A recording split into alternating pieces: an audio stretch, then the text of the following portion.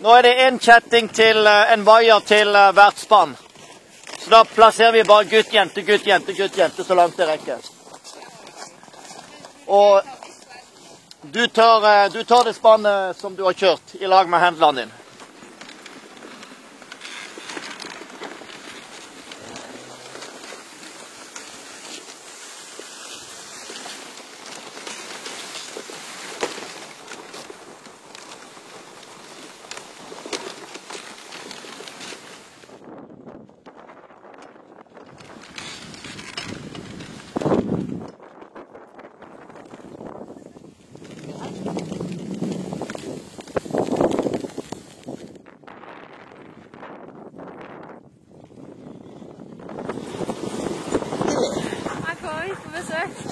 Det var jo luksus litt da.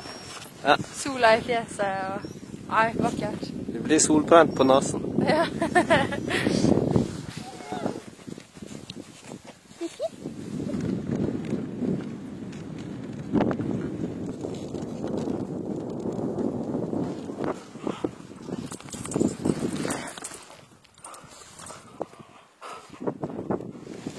Ok.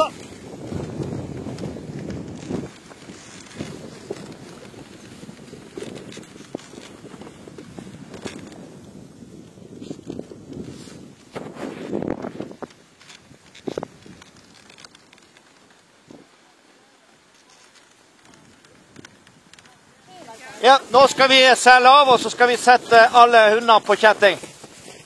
Så da bare begynner du med kråken.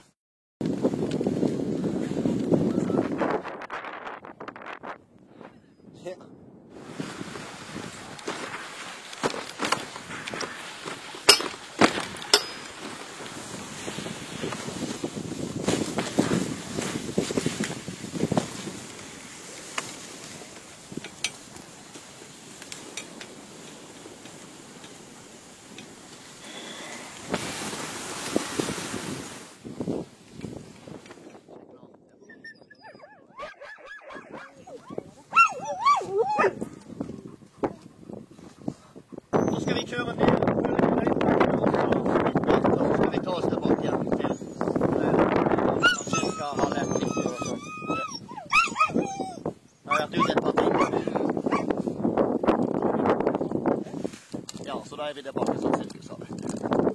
På en oldnordisk koge.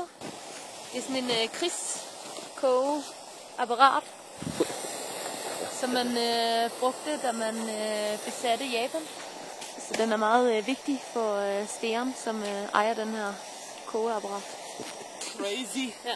Så jeg er spændt på, hvad som hænder, når man spiser mok på den.